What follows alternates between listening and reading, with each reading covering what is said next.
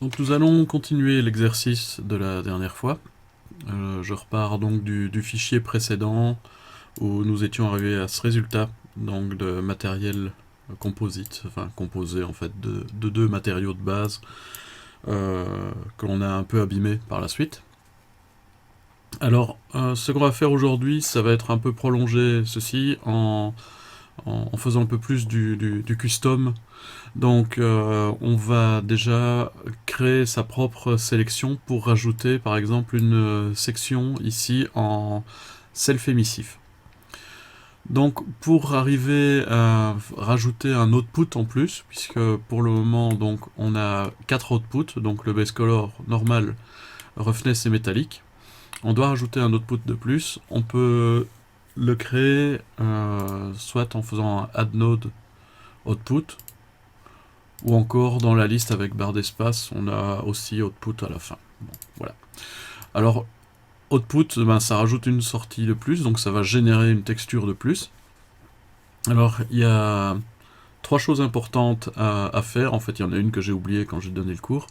La première chose, c'est de donner un identifieur, donc un identifiant, pardon, qui va en fait être le nom du fichier. Donc ici, je vais l'appeler emissive.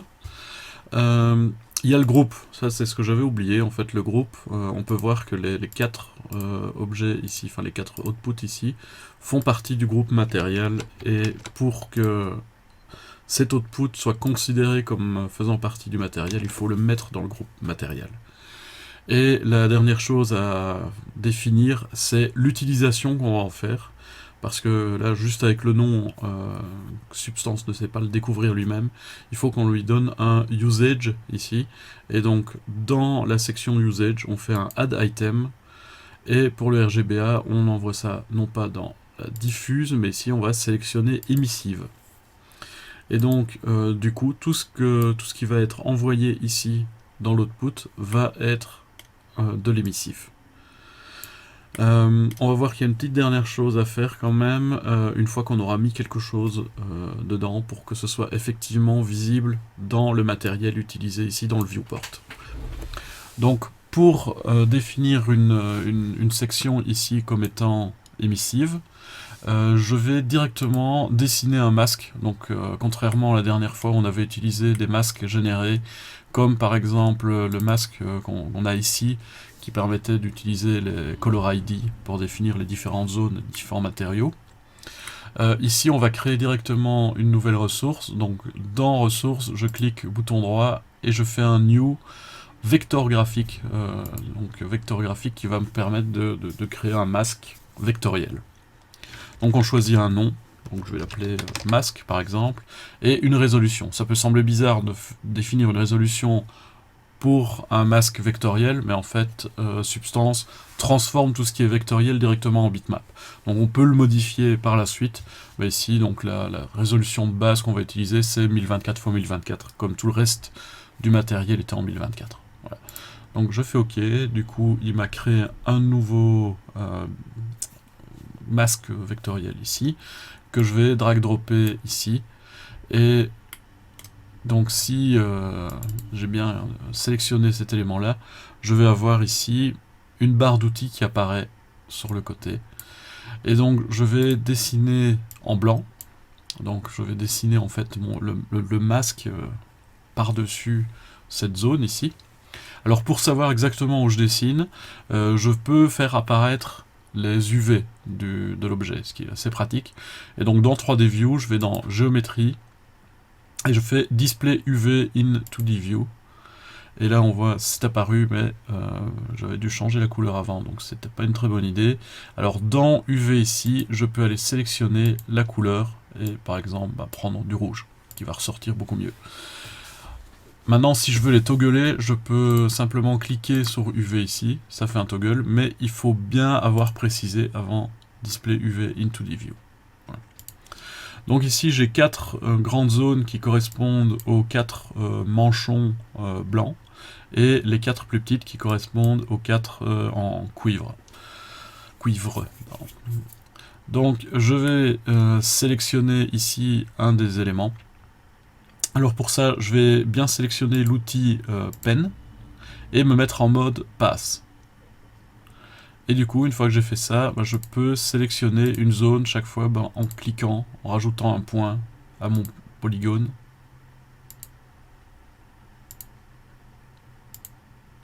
Et une fois qu'on ferme le polygone, donc si je clique sur la zone du premier, on voit que j'ai effectivement celui-ci qui se remplit en blanc. Alors pour avoir un masque qui est totalement utilisable, il faudrait que mon arrière-plan soit noir. Alors on voit que sur le SVG ici, donc sur le vectoriel, je peux changer la couleur de fond. Et la couleur de fond ici, je veux qu'elle soit unie, donc je vais utiliser un uniform color. Uniform color qui me permet de sélectionner une couleur unique sur tout un bitmap. Donc je peux piquer la couleur ici. Ici, comme elle est déjà noire, je ne vais pas la changer et je la branche directement dans l'entrée du SVG. Alors si je double-clique à nouveau, là on va voir qu'effectivement j'ai bien ma zone qui a été dessinée en blanc par-dessus un fond noir. Et c'est ce fond, ce bitmap, ce masque vectoriel qui est transformé en bitmap, je peux l'utiliser directement comme émissif. Donc on voit que pour le moment ça ne change pas parce que je n'ai pas encore dit de rafraîchir en fait le matériel. Pour rafraîchir le matériel, il faut simplement cliquer bouton droit ici et faire View Output in 3D View. Et du coup on voit que j'ai bien une zone ici qui est blanche.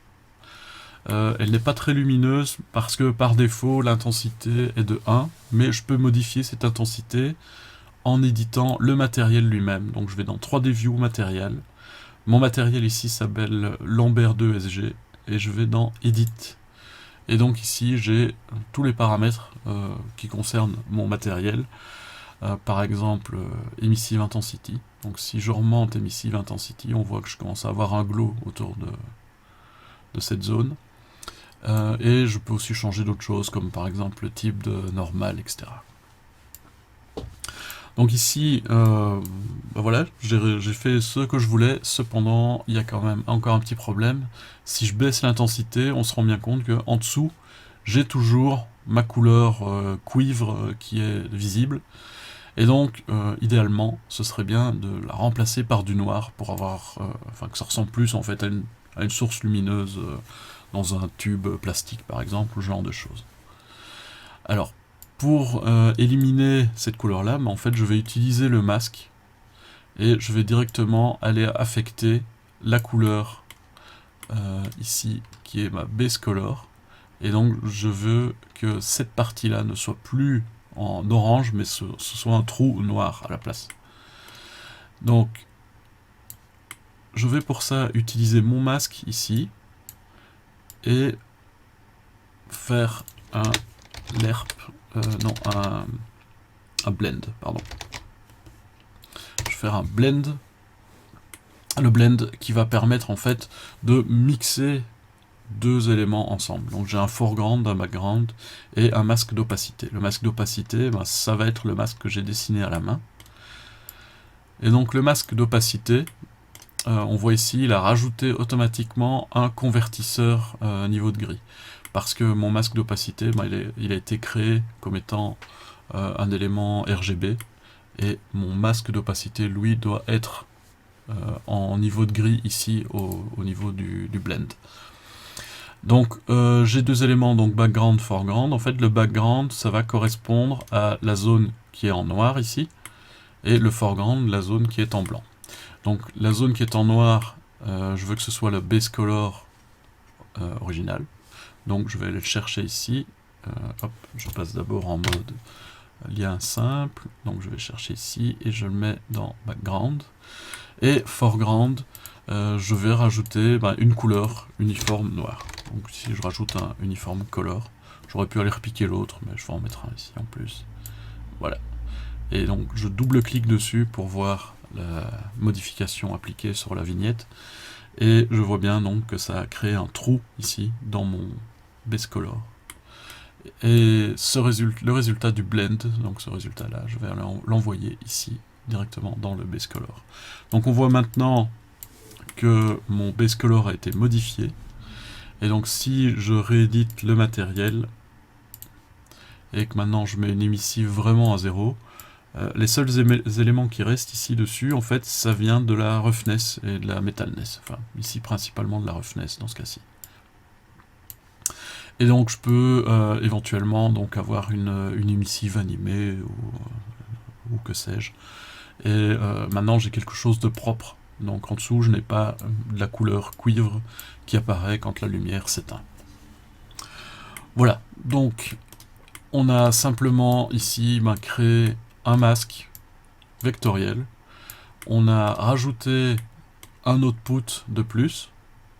Donc ça, vous pouvez créer autant d'outputs que vous voulez. Hein. Vous pouvez créer des masques custom si vous créez votre propre matériel, que ce soit dans Unreal ou dans Unity. Vous pouvez rajouter vos propres textures qui vont servir à driver certaines choses dans votre shader, une map de détail ou que sais-je. Et donc, maintenant, je vais un petit peu remettre de l'ordre dans mon matériel ici. Et je vais aligner tous mes outputs. Hop, voilà. Et voilà. Donc j'ai bien mes 5 outputs maintenant. Avec mon base color que j'ai affecté ici avec un trou dedans. La normale. Roughness métallique qui n'ont pas bougé. Et l'émissive. Voilà, donc ça c'était la première étape. C'était comment créer un masque custom en SVG. Donc en vectoriel. Et voilà, donc c'est relativement simple. Vous pouvez toujours rééditer ça, enfin vous avez tous les outils. Non, ici, pardon, vous avez tous les outils qui vous permettent de changer les couleurs, de dessiner en main libre, ou vous pouvez carrément faire du painting, et ça va être automatiquement transformé en information vectorielle. Le deuxième élément qu'on va faire, c'est rajouter un logo. Donc on va utiliser un fichier PNG avec de la transparence. Et donc je vais le rajouter dans mes ressources ici. J'ai deux façons de le faire. Donc je peux faire soit un import, où là le fichier va faire partie de mon projet, donc va être intégré dans le fichier SBS. Ou je peux faire un link, où là je vais simplement référencer le fichier PNG, mais il ne va pas être intégré à mon SBS. Dans ce cas-ci, mon logo il est fini en fait, je ne vais plus le modifier, donc je peux faire un import, je sais que je ne vais pas le modifier par la suite, donc je n'aurai pas à le réimporter, à faire un refresh et ce genre de choses. Donc je fais resource import bitmap, et je vais aller chercher mon logo ici, qui est un Superman logo transparent. Voilà, donc on voit qu'il a été rajouté dans les ressources ici. Et ce logo, donc je le drag drop ici dans ma scène. Et je vais aller en fait l'injecter ici dans la base color. Donc je vais le mettre ici. Donc on voit évidemment que le logo n'est pas placé correctement. Ici c'est un logo qui occupe tout l'espace.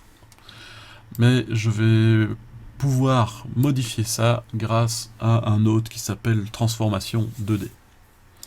Alors, dans un premier temps, je vais déjà faire un deuxième blend qui va me permettre de fusionner les deux bitmaps.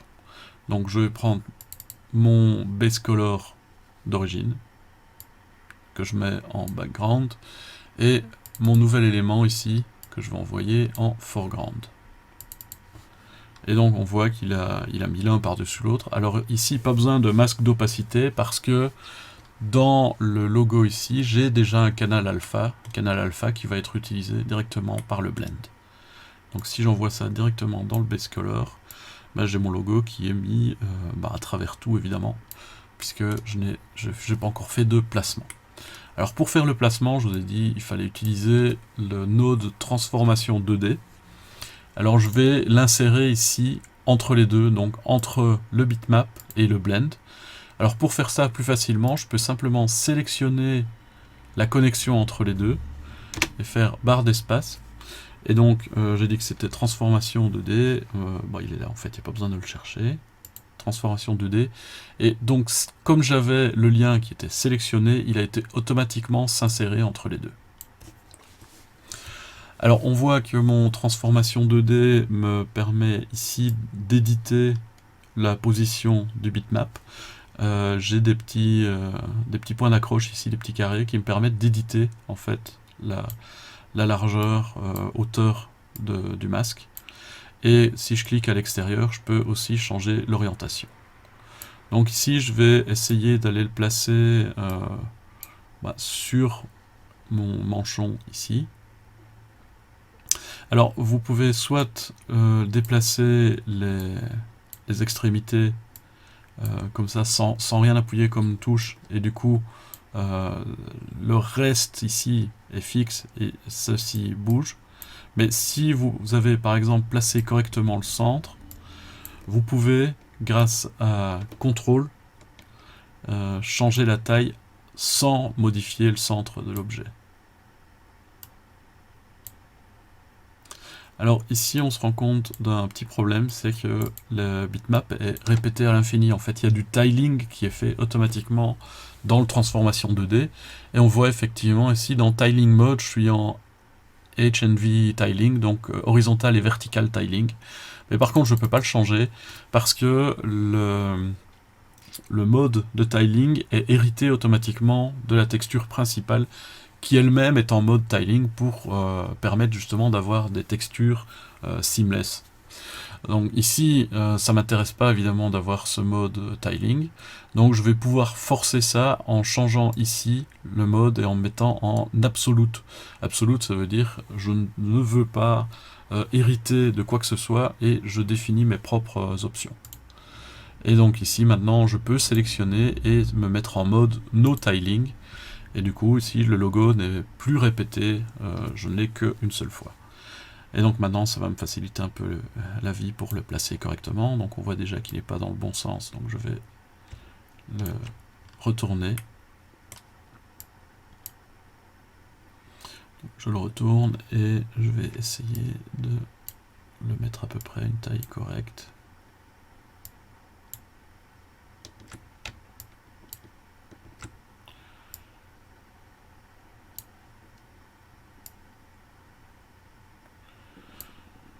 Voilà, c'est encore un peu approximatif, mais voilà, c'est à peu près correct. Donc on voit que la base color a bien été affectée, et il y a bien le logo dedans. Donc si j'affiche le base color, je vais retirer les UV pour voilà. On voit bien que le logo a été placé dedans directement. Par contre, on voit toutes les crasses ici par-dessus affectent directement le logo aussi. Donc en fait, c'est les crasses qu'on retrouve dans le channel roughness et métallique.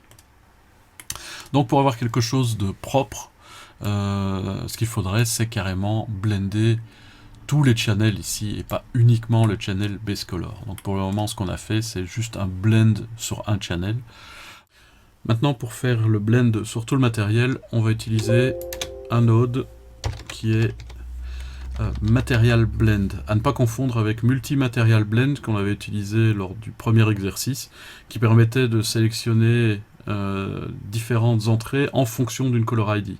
Material Blend, c'est très similaire, mais c'est pas la même chose en fait, parce qu'il utilise non pas une color ID, mais bien un grayscale mask, donc un masque en noir et blanc.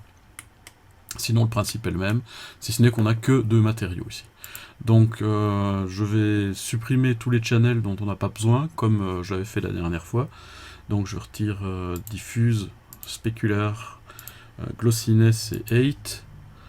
Il me reste donc le base color, normal, roughness et métallique. Alors déjà, première chose, c'est qu'on va remplacer le blend existant. Donc je sélectionne le blend existant, je le delete. Et ici, j'ai besoin d'extraire la map alpha. Donc, et pour ça, je vais utiliser un RGBA split qui me permet de séparer le RGB de l'alpha. Donc je rentre du RGB et du A, et d'un côté j'ai du RGB et de l'autre j'ai l'alpha. L'alpha qui va être évidemment le masque, ici le grayscale mask. Donc tout ce qui est en noir va correspondre au premier matériel qui est en bas, et ce qui est en blanc ça va être le deuxième matériel. Donc je vais aller déplacer mon node ici. Je vais déjà brancher toutes les sorties. Donc je branche toutes les sorties ici. Voilà. Et par contre, pour les entrées, donc le matériel de base, ça va être le matériel 1. Donc je vais récupérer la normale ici. Alors la base color, c'est celle que j'ai modifiée. J'ai fait un trou noir dedans. La roughness, elle est ici. Et metalness ici. Voilà. Et pour le matériel 2, le matériel 2, ça va être le logo, donc le logo Superman ici. Et donc pour la base color, je vais aller chercher le RGB ici, que je vais mettre donc dans le base color.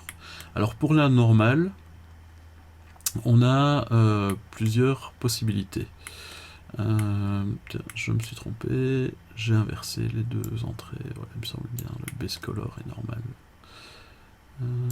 Voilà, c'est mieux comme ça. Voilà. Donc, pour la normale, donc je disais, on a deux possibilités. Donc, soit je mets une normale plane, en fait, sur le logo, soit je fais un petit bord sur le bord du logo, où là, je vais utiliser pour ça un autre qui s'appelle normal, simplement, qui prend un niveau de gris en entrée et qui va générer une normal map à partir d'une map d'altitude, en fait, en niveau de gris. Donc, si je prends l'alpha ici, le niveau de gris va en fait permettre de faire ce petit bord autour du logo. Donc c'est vraiment un peu plus sympa que d'avoir quelque chose de tout plat. Donc ça, je l'envoie directement donc dans la normale. Et donc on voit que j'ai bien mon bord qui ressort ici dans le logo. Et donc sur mon node normal, je peux modifier l'intensité qui va faire que le logo va ressortir plus ou moins fort. Donc on le voit ici sur le viewport. Donc voilà, l'intensité qu'il y avait de 1 était pas mal. Voilà. Alors maintenant il me reste juste la roughness et métallique. Donc si je veux pouvoir régler ça, enfin tuner ça indépendamment, je vais rajouter des uniform color. Mais ici, à la différence de l'uniform color qu'on avait utilisé avant, je vais le mettre en mode grayscale. Comme ça, ce qui sort va être en niveau de gris. Donc il y en a un que je vais utiliser pour la roughness. Donc du coup ici, maintenant je peux régler le niveau de roughness dans le viewport. Donc si j'ai une valeur basse, proche du noir, j'ai quelque chose de très brillant. Si j'ai une valeur proche du blanc, donc très haute, là j'ai quelque chose de très rough, donc beaucoup moins brillant. Voilà. Donc je vais quand même garder quelque chose d'un peu brillant. Voilà. Et je vais faire la même chose pour le metalness. Donc si je veux dupliquer le node, je peux faire CTRL D. Et je vais le brancher sur metalness. Voilà. Et donc ici, maintenant, le metalness, si je mets une valeur élevée, j'ai un logo métallique. Si je mets une valeur basse, j'ai un logo plus plastique, en fait. Voilà.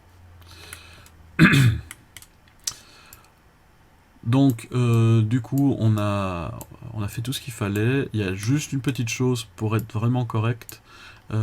C'est si vous vous rappelez, on avait rajouté en fait quelques nodes ici pour arriver à sortir une texture qui est directement utilisable par Unity. Tout ça en fait il faut le brancher maintenant sur la sortie ici.